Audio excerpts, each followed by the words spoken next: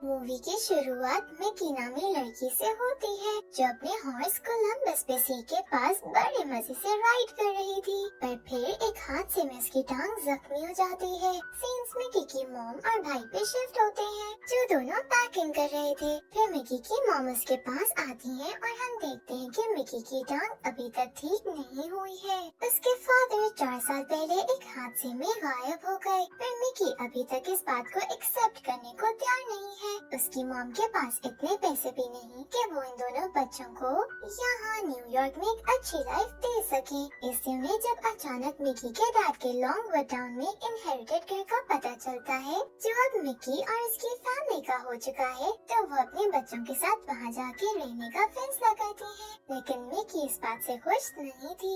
पर माँ के आगे किसकी जा सकती है, इससे मजबूरन उसे अपनी मॉम और भाई के साथ लॉन्गवुड टाउन आना पड़ता है। यहाँ आके ये लोग देखते हैं कि वो घर बहुत ही पुराना और खस्ता हालत में है, जिस पर कोई चारा न होने की वजह से आते ही इन्हें रेनोवेशन शुरू करनी पड़ती है। मिकी के भाई को वहाँ अपनी उस आंट का एक बॉक्स मिलता है जिसमें उनका एक जर्नल भी था, पर मिकी इस पे ध्यान नहीं देती, उल्टा अपनी मॉम से जाके लड़ने लगती है कि यहाँ कुछ तो गलत है जो उन्हें ऐसे अचानक ही घर मिल गया और वो भी सिटी से इतनी दूर। पर उसकी मॉम उसकी बातों पे ध्यान नहीं देती क्योंकि इस वक्त ये घर उनके लिए किसी नेमत से कम नहीं था। मिकी नाराज हुए जंगल में चली जाती है जहाँ से ब्लैक हॉर्स पे कोई आधा दिखाई देता है जो एकदम गायब हो जाता है। ये देख के मिकी डर के वापस घर की तरफ भागती है। अगले दिन स्कूल बस में मिकी कुछ अमीर बच्चों को शॉन नामी एक लड़के को बुली करता देख के बिल्कुल अच्छा फील नहीं करती, जिस पर वो उसके लिए फाइट करती है और आखिर में दोनों ही बस से बाहर निकाल दिए जाते हैं। लेकिन यहाँ मिकी को इस अजीब टाउन में एक दोस्त मिल जाता है। मिकी और शॉन जब लाइब्रेरी जाते हैं तो लाइब्रेरियन को किसी ब्लैक नाइट के बारे में बात करते देखते हैं जो 25 साल से गायब था, पर अब फिर वापस आ गया है। लाइब्रेरियन उसका जो हुलिया बता रही थी वो बिल्कुल वैसा ही था जैसा आदमी मिकी ने जंगल में देखा, पर कोई भी उसकी बात को सीरियस नहीं लेता क्योंकि लोगों को ब्लैक नाइट सिर्फ एक मिथ लगता है। शॉन मिकी को बताता है कि ब्लैक नाइट के बारे में टाउन के सब लोग बात करते हैं, पर आज तक कोई नहीं जान सका कि असल कहानी क्या है। तभी दोनों ब्लैक नाइट के लॉन्गवुड कासल के पास से गुजरते हैं जहाँ अब उसकी इनहेरिटर तेरजा रहती है। मिकी वहाँ जाने की बात करती है तो शॉन उसे बताता है कि लोग तेरजा को विच कहते हैं, इसलिए वो उस कासल में नहीं जाना चाहता। मिकी अकेले ही कासल की तरफ बढ़ती है जहाँ इतने हॉर्सेस देख के मिकी बहुत एक्साइटेड हो जाती है। फिर उसकी नजर स्टेबल में एक स्लाइवर नामी हॉर्स पे पड़ती है जिसे देख के मिकी को उसके साथ कोई कनेक्शन फील होता है। तभी वहाँ उनके हॉर्सेस का केयरटेकर बेन आ जाता है जो मिकी को तेरजा के पास ले जाता है। तेरजा को तो जैसे पहले से ही पता था कि मिकी को ब्लैक नाइट नजर आता है, फिर वो उसे ब्लैक नाइट की स्टोरी सुनाती है। एक टाइम था जब ब्लैक नाइट इस टाउन का लॉर्ड था और इस टाउन के साथ साथ वो आसपास के भी सब टाउन्स पे रूल करता था। ब्लैक नाइट की लाइफ बिल्कुल परफेक्ट चल रही थी। उसके और इसकी खूबसूरत वाइफ के घर मैडेलिन नामी बेटी होती है जिसे ब्लैक नाइट अपनी जान से भी ज्यादा प्यार करता था। अभी उसकी बेटी छोटी ही थी कि एक दिन ब्लैक नाइट की बीवी की मौत हो गई, जिसके बाद एक डार्क शैडो ने ब्लैक नाइट को भेद कर लिया और वो एक बहुत बड़ा इंसान बन गया। उसने गरीब की मदद करने के बजाय उनकी प्रॉपर्टी पे कब्जा करना शुरू कर दिया, जिससे उन्हें खाने के लाले पड़ गए। ये देखते हुए ब्लैक नाइट से बदला लेने के लिए विलेजर्स ने उसकी बेटी मैडेलिन को किडनैप कर लिया, जिसके बदले उन्होंने ब्लैक नाइट से खाने की डिमांड की क्योंकि उनके बच्चे भूखे मर रहे थे। एक जवान लड़के को मैडेलिन को वापस ब्लैक नाइट के पास ले जाने की जिम्मेदारी मिलती है, पर इससे पहले वो ऐसा कर पाता विलेजर्स ने देखा कि फूड के कंटेनर्स खाली हैं और वहाँ एक जंग छिड़ गई। विलेजर्स मैडेलिन की जान के दुश्मन बन गए, जिसे ब्लैक नाइट बचाने की कोशिश में लग गया। तभी उस आग में 7 बच्चे मारे गए और ब्लैक नाइट उस दिन गायब हो गया। कोई नहीं जानता कि वो कहाँ गया और आग से कैसे बच गया, क्योंकि उन्हें उसकी बॉडी कहीं नहीं मिली। और कोई ये भी नहीं जानता कि मैडेलिन के साथ क्या हुआ। तब से इनका नाम कर्स्ड है। ब्लैक नाइट का घोस्ट असर टाउन में टाइम टू टाइम लोगों की नजर आता है, पर वो कब और क्यों आता है कोई नहीं जानता। पर जब भी वो आता है इस टाउन में कुछ बहुत बुरा होता है, क्योंकि आज भी वो अपनी बेटी की तलाश में है, जिसे जब तक वो ढूंढ नहीं लेता उसे सुकून नहीं मिलेगा। इससे पहले तेजा मिकी को कुछ मजीद बता सकती, वहाँ उसके नेफ्यू मार्क की फियांसे कैटलिन आ जाती है, जिसे देख के तेजा अपना जर्नल छुपा देती है और मिकी को दोबारा मिलने आने को कहती है। सीन्स टाउन के एक बिजनेसमैन पे शिफ्ट होते हैं, जो अपने असिस्टेंट के साथ मिलकर लॉन्गवुड में अपने बिजनेस को बढ़ाने की प्लानिंग कर रहा होता है। और तभी उसे कमाल का आइडिया आता है। वहाँ मिकी स्कूल के बाद फिर से तेजा से मिलने जाती है, तो उसे पता चलता है कि रात ही तेजा की मौत हो गई, जो जानकर उसे बहुत शौक लगता है, क्योंकि उसे तो भी तेजा के साथ इस टाउन के कर्स की मिस्ट्री को सॉल्व करना था। फिर वो बेन से मिलने जाती है, तो वहाँ सिल्वर को देख के उससे बात करने लगती है, जो देख के बेन बहुत हैरान होता है, क्योंकि सिल्वर एक बहुत ही स्टबर्न हॉर्स है। सिल्वर और मिकी को ऐसे क्लोज देख के बेन मिकी को सिल्वर के साथ राइड पे जाने देता है। दोनों जंगल में चले जाते हैं, जहाँ मिकी को अजीब किस्म के विजन्स और आवाजें आने लगती हैं, जिनकी वजह से वो इतनी बुरी तरह डर जाती है। पर तभी उन आवाजों में से एक आवाज तेजा की आती है, जो मिकी को उसका जर्नल ढूंढने का कहती है। ये सुनते ही मिकी फौरन शॉन के पास उसकी मदद लेने जाती है, ताकि तेजा का जर्नल ढूंढ के इस मिस्ट्री को सॉल्व कर सके। पर शॉन अपने अल्कोहलिक फादर के डर से मिकी की मदद करने से इनकार कर देता है। कैटलिन मिकी की मॉम को तेजा के फ्यूनरल की तैयारियों के लिए हायर करती है, जिस पर मिकी को कासल में जाने का मौका मिल जाता है और वो सबसे छुपते हुए तेजा के रूम में जाके उसका जर्नल ढूंढने की कोशिश करती है। लेकिन इससे पहले उसे जर्नल में पाता वहाँ कैटलिन पहुँच जाती है और मिकी को मजबूरन वहाँ से निकलना पड़ता है।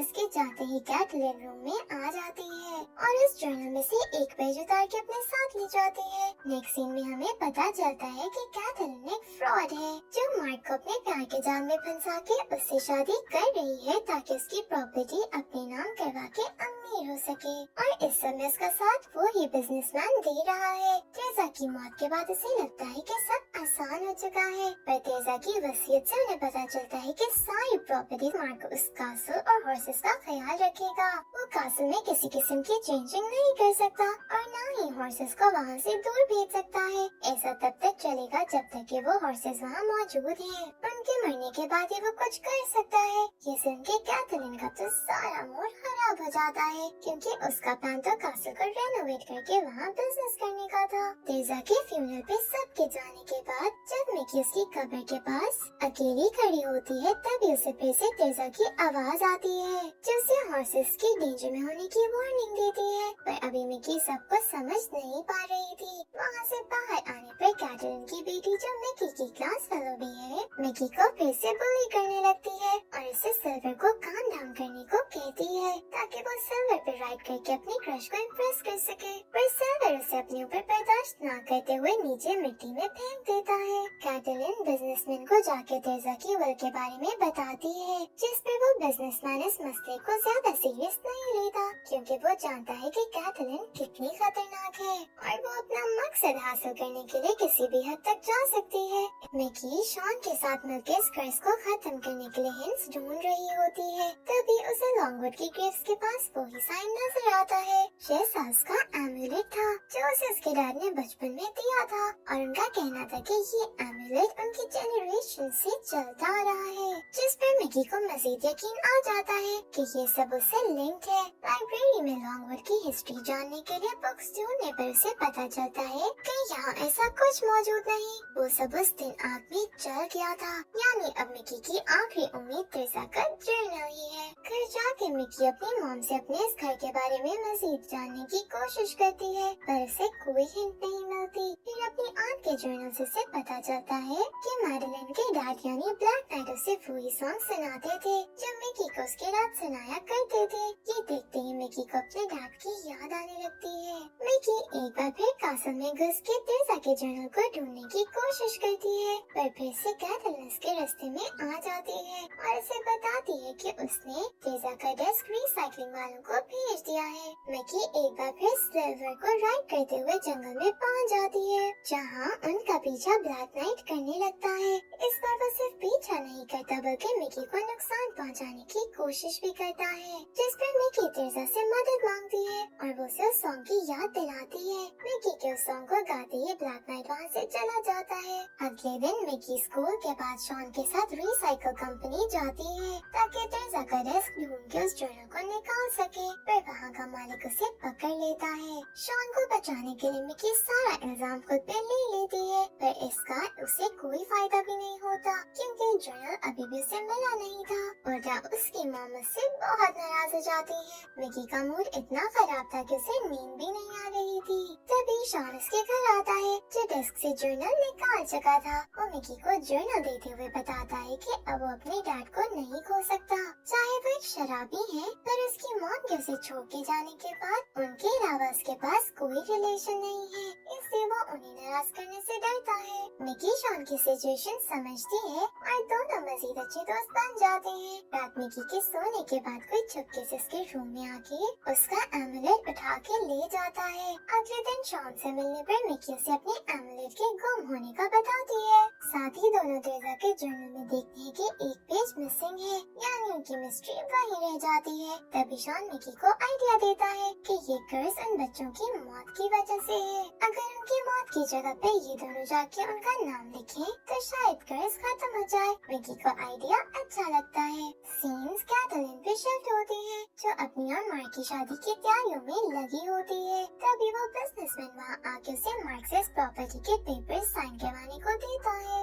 और साथ ही विंटेज कार रेस का इनवाइट भी देता है। अब कैटलिन इस सोच में पड़ जाती है कि वो मार्क से ये पेपर्स कैसे साइन करवाए। वहाँ शॉन और मिकी जंगल में जाके मरे हुए बच्चों के नाम स्टोन्स पे लिखते हैं, पर वहाँ कुछ नहीं होता। मायूस हुए बारिश होने की वजह से दोनों वहाँ से निकलते हैं, तो बारिश के पानी से वो नाम इरेज होके वहाँ खुद ही कोई और नाम लिखा जाता है।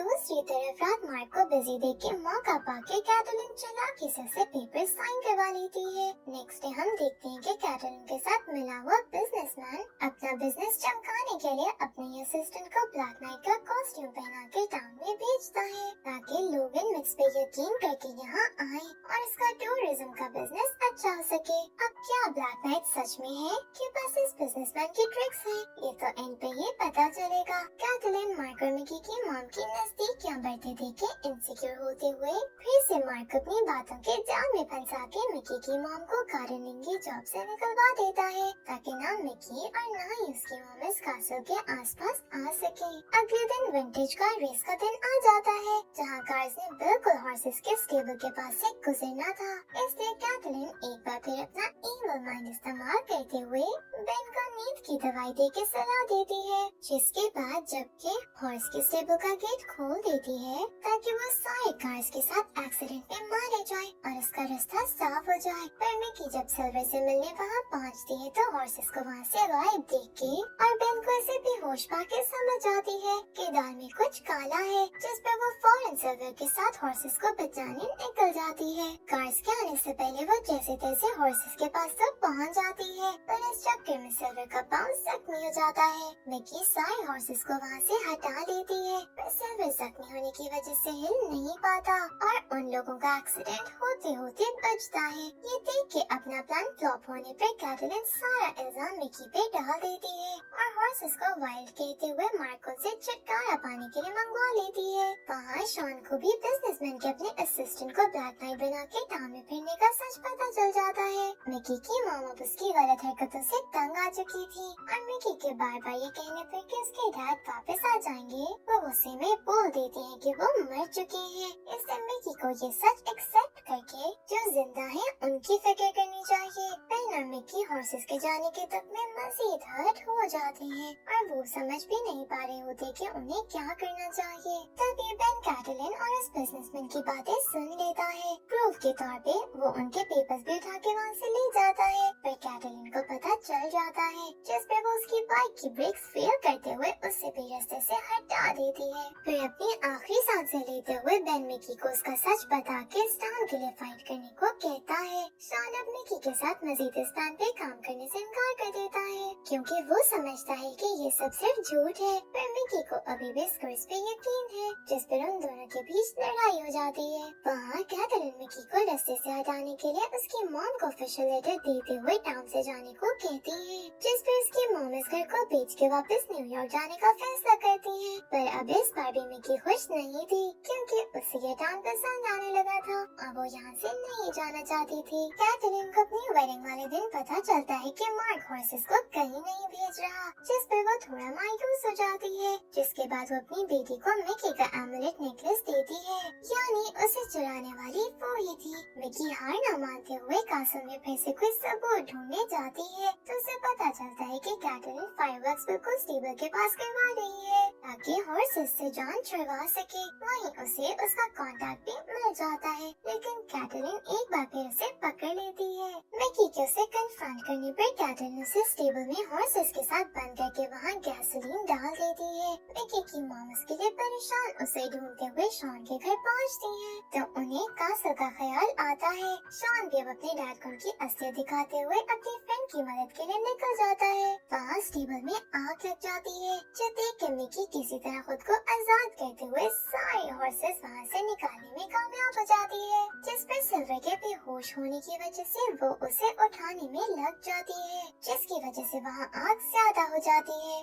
सिल्वर को मैडलिन के टाइम पे हुआ वाकया याद आने लगता है, जिस पर मिकी उसे हौसला देते हुए स्टेबल से तो निकाल देती है, पर खुद अंदर ही फंस जाती है। वहाँ वेडिंग भी स्टेबल में आग लगने की वजह से रुक जाती है। शॉन के मिकी के पास पहुँचने पर वो शॉन को उसे ट्रस्ट करने का बोल के कैथरीन की बेटी का उसका एमुलेट लाने को कहता है, जिस शॉन को सिला के देने पर मिकी उसे पकड़ के ब्लैक नाइट जो अपनी बेटी के लिए सॉन्ग गाता था वो गाने लगती है। ब्लैक नाइट के वहाँ आने पर मिकी उसे बताती है कि उसकी बेटी को कुछ नहीं हुआ था, बल्कि उसने एक अच्छी लाइफ गुजारी थी। मिकी उसकी ग्रेट ग्रैंड डॉटर है, इसलिए उसके पास वो एमुलेट था जो मैडलिन का था। ये जान के ब्लैक नाइट की रूह को शांति मिल जाती है और वो मिकी को उस आग से बचाते हुए अपनी अगली जर्नी के लिए निकल जाता है। इसी के साथ इस टाउन के ऊपर से कर्स भी खत्म हो जाता है। मिकी सबको कैथरीन का सच बता देती है और मिकी के बारे से कैथरीन का नील निकलने पर मार्कस की बातों पे यकीन हो जाता है, जिस पर कैथरीन का किस्सा भी यहीं खत्म हो जाता है। लास्ट सीन्स में हम देखते हैं कि मिकी की मॉम और मार्क करीब आ रही है और इसी के साथ इस मूवी की हैप्पी एंडिंग हो जाती है। Thank you for watching.